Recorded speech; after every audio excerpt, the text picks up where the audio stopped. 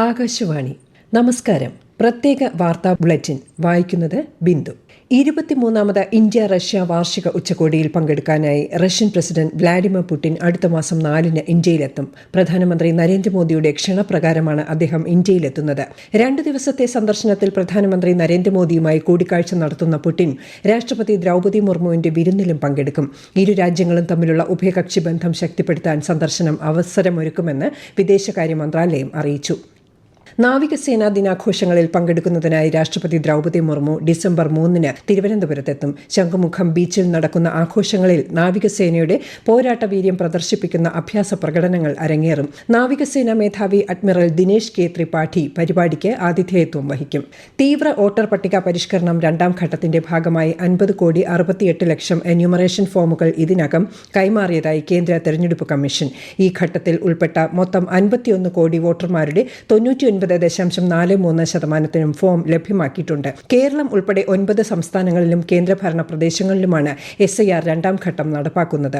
അന്തിമ വോട്ടർ പട്ടിക ഫെബ്രുവരി 7-ന് പ്രസിദ്ധീകരിക്കും. കേരളത്തിൽ തദ്ദേശ തെരഞ്ഞെടുപ്പിനായുള്ള ഇലക്ട്രോണിക് വോട്ടിംഗ് മെഷീനുകൾ തയ്യാറായതായി സംസ്ഥാന തെരഞ്ഞെടുപ്പ് കമ്മീഷണർ എ ഷാജഹാൻ അറിയിച്ചു. ആദ്യഘട്ട പരിശോധന കഴിഞ്ഞ് പ്രവർത്തന സജ്ജമായ ഇലക്ട്രോണിക് വോട്ടിംഗ് മെഷീനുകൾ ഇന്നു മുതൽ ജില്ലകളിലെ സ്ട്രോങ് റൂമുകളിൽ നിന്ന് വിതരണ കേന്ദ്രങ്ങളിലേക്ക് കൊണ്ടുപോകും.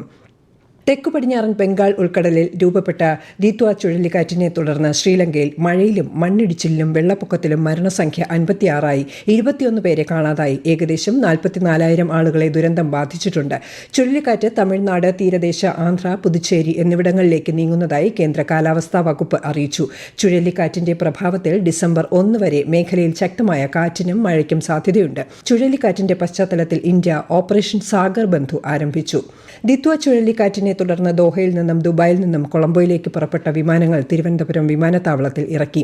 വിവിധ ഇടങ്ങളിൽ നിന്ന് കൊളംബോയിലേക്ക് പുറപ്പെട്ട 5 വിമാനങ്ങൾ നേരത്തെ തിരുവനന്തപുരം വിമാനത്താവളത്തിൽ ഇറക്കിയിരുന്നു. ഇതിലെ യാത്രക്കാരെ ഹോട്ടലുകളിലേക്ക് മാറ്റി പാർപ്പിക്കുമെന്ന് എയർലൈൻസ് അധികൃതർ അറിയിച്ചു. ലോകമെമ്പാടുമുള്ള ചലച്ചിത്ര പ്രേമികൾക്കും സിനിമാ പ്രവർത്തകർക്കും ചലച്ചിത്ര കാഴ്ചയുടെ പുത്തൻ ലോകം സമ്മാനിച്ച് 56ാമത് ഇന്ത്യ രാജ്യാന്തര ചലച്ചിത്രമേളയ്ക്ക് ഇന്ന് തിരശ്ശീല വീഴും. സമാപന ചടങ്ങുകൾ ഗോവയിൽ പുരോഗമിക്കുന്നു.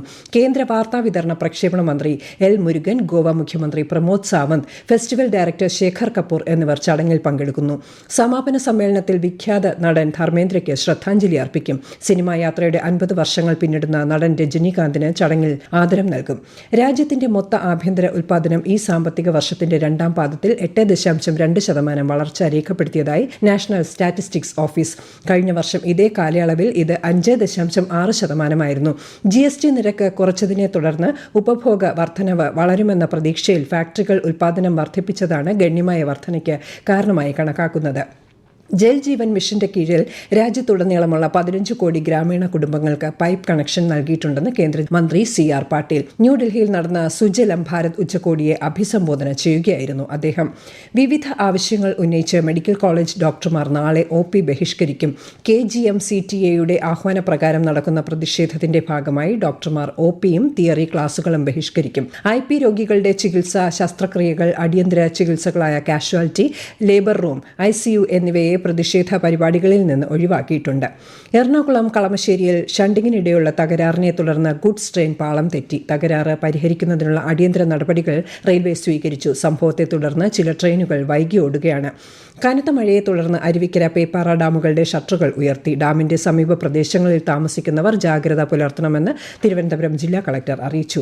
രാഹുൽ മാങ്കൂട്ടത്തിൽ MLAയ്ക്ക് എതിരായ ബലാത്സംഗ കേസിൽ പരാതിക്കാരി Neyyattinkara judicial first class magistrate കോടതിയിൽ രഹസ്യമൊഴി നൽകി. കേസിൽ രാഹുൽ മാങ്കൂട്ടത്തിൽ തിരുവനന്തപുരം ജില്ലാ കോടതിയിൽ മുൻകൂർ ജാമ്യ ഹർജി നൽകിയിട്ടുണ്ട്.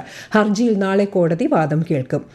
പ്രധാനമന്ത്രി നരേന്ദ്രമോദി ആകാശവാണിയിലൂടെ ജനങ്ങളുമായി ആശയങ്ങൾ പങ്കുവയ്ക്കുന്ന പ്രതിമാസ റേഡിയോ പരിപാടി മൻ കി ബാത് മറ്റന്നാൾ രാവിലെ 11 മണിക്ക് ആകാശവാണിയുടെ എല്ലാ നിലയങ്ങളും ദൂരദർശനും പരിപാടി പ്രക്ഷേപണം ചെയ്യും. ഏഴിമല ഇന്ത്യൻ നാവിക അക്കാദമിയിൽ പരിശീലനം പൂർത്തിയാക്കിയ കേഡറ്റുകളുടെ പാസിംഗ് ഔട്ട് പരേഡിന് മുന്നോടിയായി ഔട്ട്ഡോർ ട്രെയിനിംഗ് എക്സിബിഷൻ ആരംഭിച്ചു. നാളെ നടക്കുന്ന പാസിംഗ് ഔട്ട് പരേഡിൽ സംയുക്ത സേനാ മേധാവി ജനറൽ അനിൽ ചൌഹാൻ മുഖ്യ അതിഥിയായി പങ്കെടുക്കും.